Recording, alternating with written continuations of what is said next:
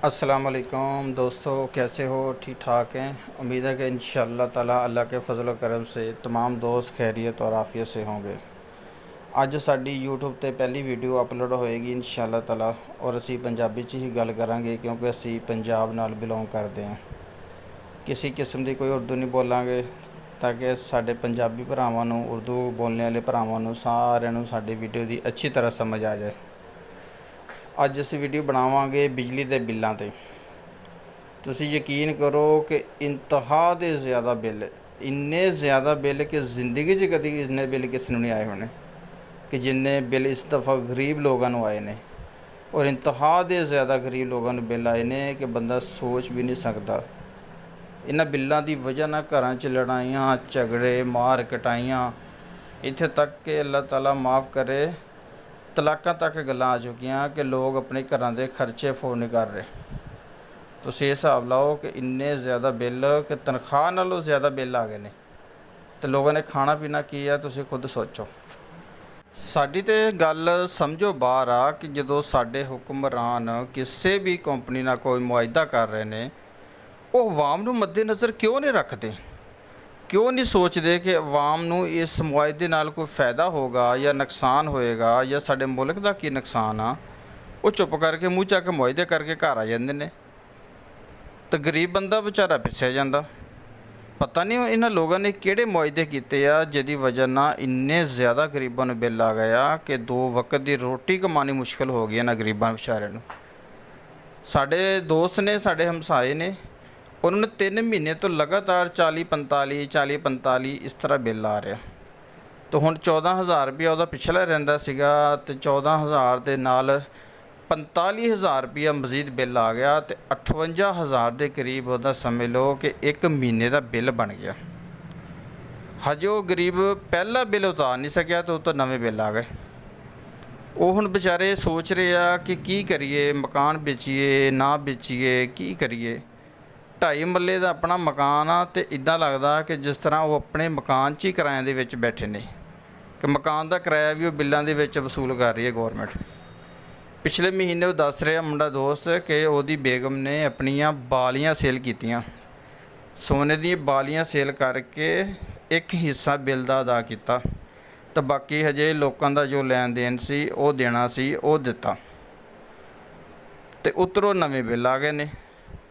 हुण वो बेचारा सिर फड़ के बैठे आ कि की करिए। दफ्तर च जाते आ तो वो चक्कर ते चक्कर लगाई जाते आ, वो किस्तां कर देंदे आ।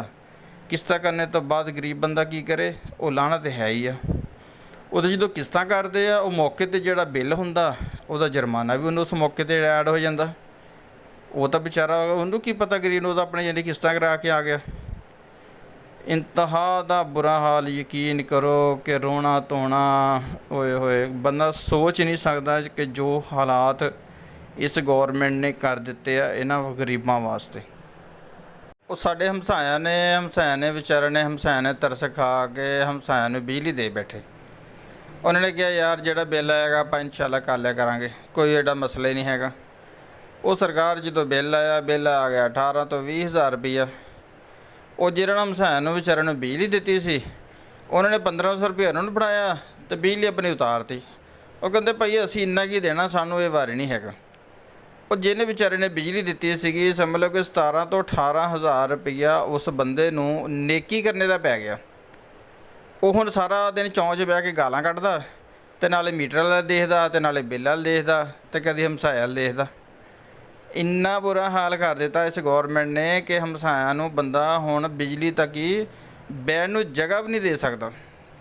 जिन्ना इन्होंने बेड़ा गर्क कर दिता कि हमसाया ने लड़ाता, महल्ले च लड़ाइयाँ पवातियाँ। यकीन नहीं करो कोई पानी की बाल्टी नहीं दिंदा कि मोटर चलानी पऊगी भाई कि टैंकी ना खाली हो जाए।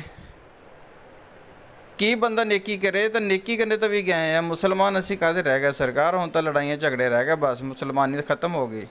कोई एहसास नहीं, कोई गल नहीं, कोई बात नहीं। हुण तो भुलेखा कढ़ ही दो ना कि कोई बंदा किसी का कोई एहसास करेगा। हुण तो मजदूर बंदे नूं, गरीब बंदे नूं पानी पिलाउण दे भी पैसे अगले लैण लग गए आ। किस तरह का मुआशरा बनाता सरकार साड़ी हुकूमत ने, किस तरह का ਉਹ ਗਲੀ ਦੇ ਵਿੱਚ ਬੰਦੇ ਨੇ ਮਕਾਨ ਬਣਾਇਆ ਵਿਚਾਰੇ ਨੇ। ਪਹਿਲੇ ਤੇ 15 ਲੱਖ ਰੁਪਏ ਦੀ ਜਗ੍ਹਾ ਲਈ, ਫਿਰ ਤੁਹਾਨੂੰ ਪਤਾ ਰਜਿਸਟਰੀਆਂ ਦੇ ਖਰਚੇ, ਵਕੀਲਾਂ ਦੇ ਖਰਚੇ, ਬਰੋਕਰੀਆਂ ਦੇ ਖਰਚੇ, ਉਹ ਸਾਰੇ ਖਰਚੇ ਭਰ ਭੁਰ ਕੇ ਵਿਚਾਰੇ ਨੇ ਇੱਕ ਪਲਾਟ ਲੈ ਲਿਆ। ਪਲਾਟ ਲੈ ਕੇ ਉਹਨੂੰ ਵਿਚਾਰੇ ਨੂੰ ਬਣਾਉਣਾ ਸ਼ੁਰੂ ਕੀਤਾ ਤੇ ਬਣਾਉਣ 'ਤੇ ਵੀ ਕਮ ਸੇ ਕਮ ਸਮਝ ਲਓ ਕਿ 12 ਤੋਂ 14 ਲੱਖ ਰੁਪਏ ਲੱਗ ਗਿਆ।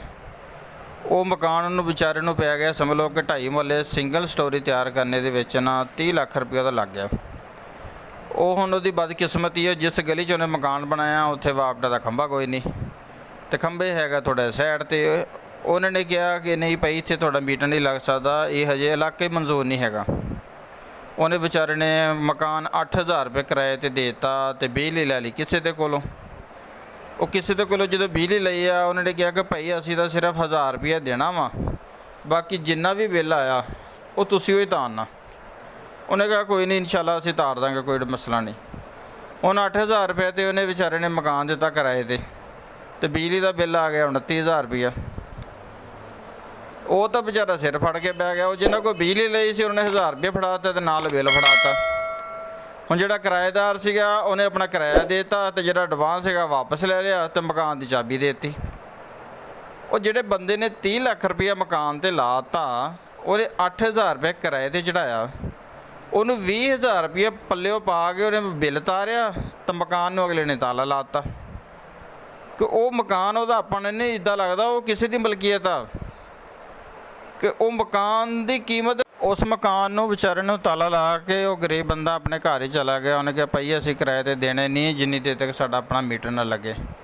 ਹੁਣ ਬਿਜਲੀ ਦੇ ਮੀਟਰ ਅੱਗੇ ਲੱਗ ਜਾਂਦੇ ਸੀ 5 ਤੋਂ 6000 ਰੁਪਏ ਜਾਂ ਆਸਾਨੀ ਨਾਲ ਮੀਟਰ ਲੱਗ ਜਾਂਦਾ ਸੀ।